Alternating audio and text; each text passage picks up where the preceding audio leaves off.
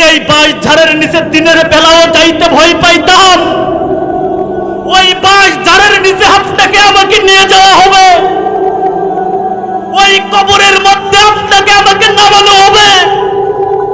আপনি শুধু চিৎকার করে ডাকবেন, ওরে সন্তান, এই দুনিয়াতে তোকে সুখে রাখার জন্য কত কি করেছি, এই দুনিয়াতে সুখে রাখার জন্য আমি কখনো 3 বেলা 3 মুঠো ভাত খাই নাই। আর আজকে যখন আমি দুনিয়া থেকে বিদায় নিয়ে যাচ্ছি, এমন একটা অন্ধকার কবরের মধ্যে আমাকে নিয়ে যাচ্ছ, সেই কবরের মধ্যে আলো নাই, যেই কবরের মধ্যে বাতাস নাই, যেই কবরের মধ্যে অক্সিজেন নাই, যেই কবরের মধ্যে কোনো এসি নাই, যেই কবরের মধ্যে ফ্যান নাই, শুধু চতুর্দিকে মাটি আর মাটি। এই জায়গার মধ্যে আপনাকে আমাকে শোয়া রাখবেন।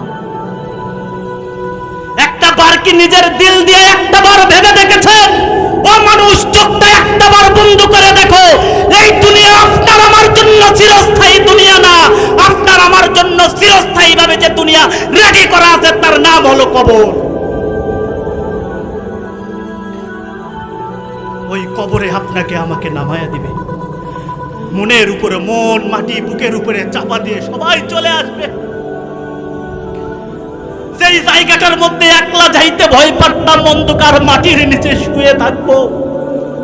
যদি আমার আমল ভালো হয় তাহলে আমার কপালও ভালো, আর যদি আমার আমল খারাপ হয়, এমন অত্যাচার কবরের মধ্যে তৈরি হয়ে যাবে, যেটা এই কষ্টটা যদি পৃথিবীর কোনো মানুষ দেখতো, জীবনে কোনোদিন 1 ওয়াক্ত নামাজ কাজা করতো না।